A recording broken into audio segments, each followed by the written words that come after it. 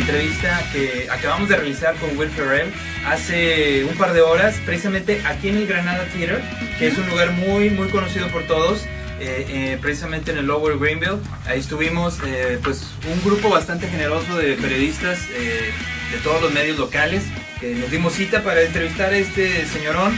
Que muy buena onda, o sea, nada de estrellismo, sumamente afable. Se tomó fotos, ya las subimos a Facebook luego. Tenemos la exclusiva aquí, ¿no? En Conexión con Acción. Tenemos la exclusiva aquí en Conexión con Acción, mi queridísima Itzel. Y bueno, pues Uri, ya estamos listos, vamos a escucharla. There's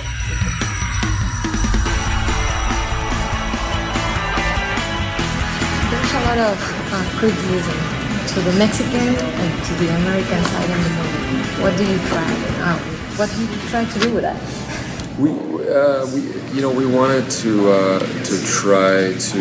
I mean, we wanted to make a funny movie at first, but then we also saw it as an opportunity to kind of, have a little social satire and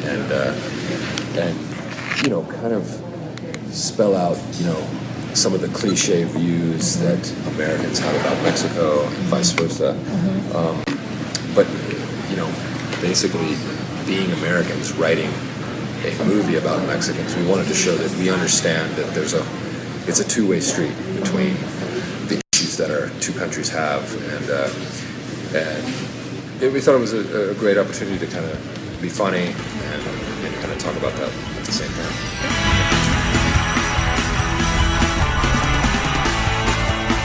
Yeah, pretty much the same question about the message. There's two messages very important in the movie. When Diego Luna said to you, if the American wants candies or chocolates, we sell it. Yeah. So the problem is both ways. Yeah. Both ways. Yeah.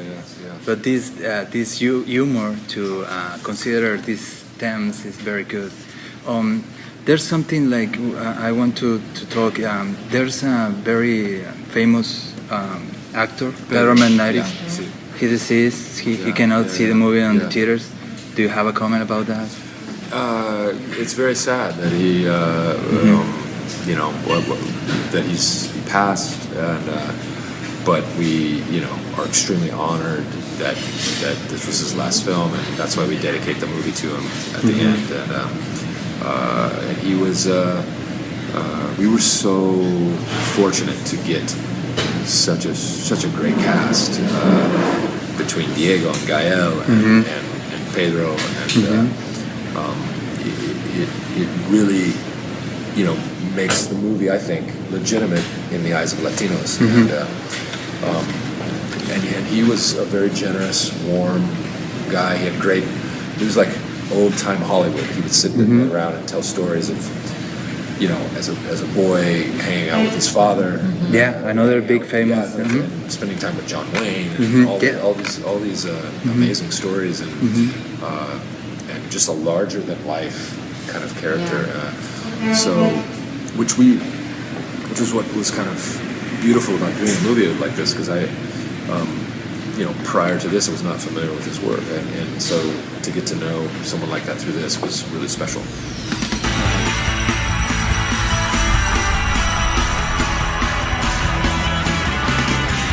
Right now, in the Latino community, there's a big, movement to maintain our bilingualism, and so I think this film, more than any one before it, I think can really start to bridge the gap between American audiences appreciating films of a Spanish language. Can you comment to that? Or? Yeah,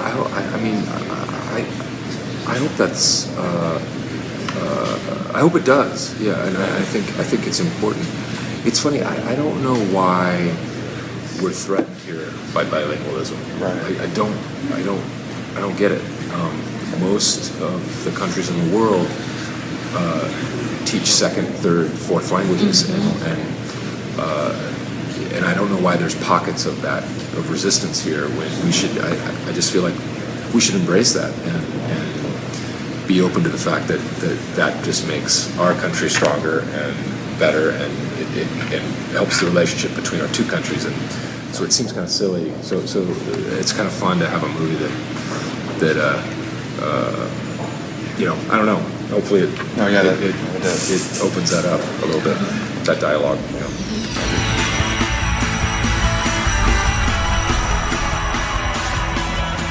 What was the experience to working with Gael and Diego? They're the best. They are, they are truly funny guys. I mean, they really are gifted comedians, and I've found that to be the case when other movies that we've done where we've put actors who are known as just dramatic actors in kind of comedy context, and they were so good because they play it really real and they commit to and I think that's why they love this movie, because they don't get to be asked to do comedy that much, and this was a unique opportunity for them to be funny, but also to have some fun with kind of the poorly made Mexican spaghetti western and things like that. So they're really talented guys, but great guys.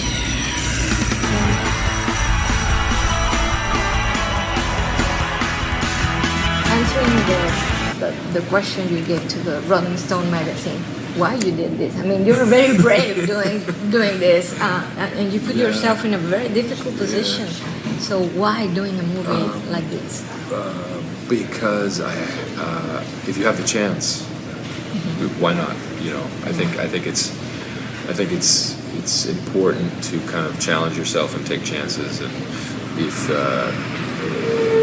you have the opportunity to kind of push yourself in that direction. And I just thought it was a funny idea. Also, what did you expect from the movie? I don't know. These movies are kind of really great in a way because the big task is just getting it made, and now I don't have, I don't know if I have a certain expectation with it, other than I think people are going to find it really completely different from anything they've ever seen, it'd be great if it has some commercial success, but I just know we made a really distinct, interesting, different, and smart kind of comedy. So that's the most important thing.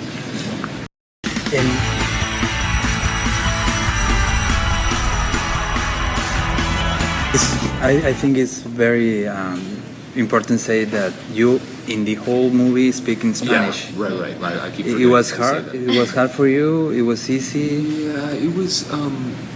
Some days were easier than others.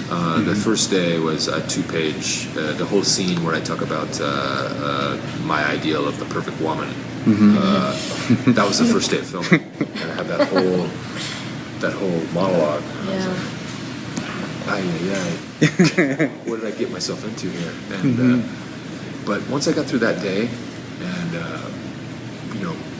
our script supervisor was bilingual. We had a lot of bilingual people on the crew, and they were like, "Your Spanish is okay, good job." And I thought, "Oh, okay," that gave me confidence to kind of keep going. But I really had to study it, all the time, and because I was very sensitive to the fact that I didn't want it to speak bad Spanish. I wanted to speak as well, knowing full well that native speakers would know. They'd still hear that my accent is a little off, but if you don't understand Spanish, you think I'm pretty fluent. Yeah. That was the goal.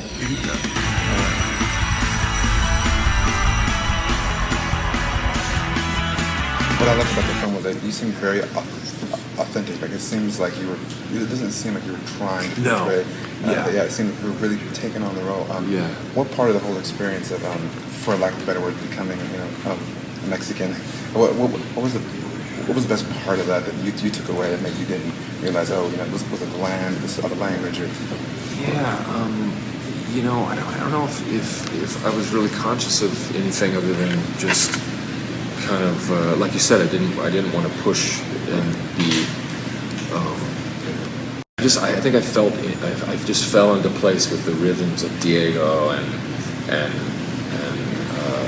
Gael and Genesis and everyone, and they kind of coached me a little bit on that feel, and I don't know, just kind of took over in a way. Yeah. Really quickly, what's your favorite Spanish word? Do you have a favorite Spanish word that you learned or that you just knew beforehand? Chupacabra. Chupacabra. I don't know. Is that the Cerveza. Cerveza? Cerveza. I don't know that. Canejo. Oh, that word. Rabbit. Canijo, yeah. Conejo. It rolls off the tongue. It does. It It rolls off does. the- It really does. Some of the R's, some of those combinations are really hard though. Yeah. The R with the like correr. I can't. It's so hard to say. Yeah, it's a good tongue tied. Yeah.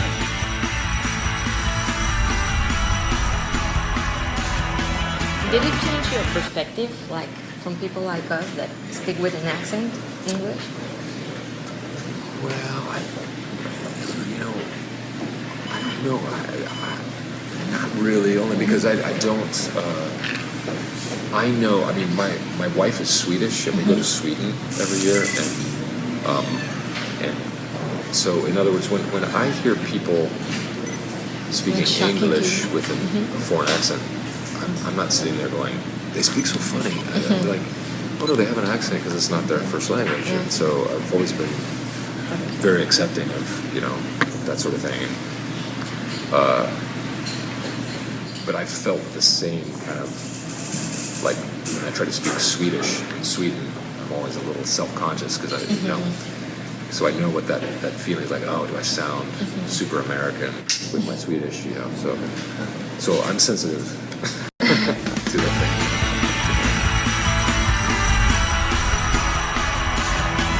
The final message of the movie, it was awesome. Not Cool. just Yeah. The Americans are Yeah. bad people, and not all the Yeah. Mexican are drug dealers. Yeah.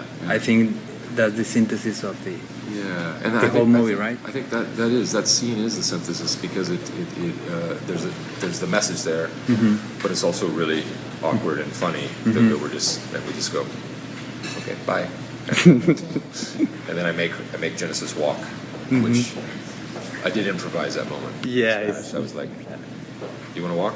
yeah. Yeah, Camina. and it's at the same time like a metaphor of the Charo Mexican, very macho, very proud to be with the woman. Yeah. So Yeah. No, I you think play with that too. I think it summed up everything really nicely, and A cocktail. and then you have the onza, the cat in the tree, Yeah. looking goodbye. So, yeah.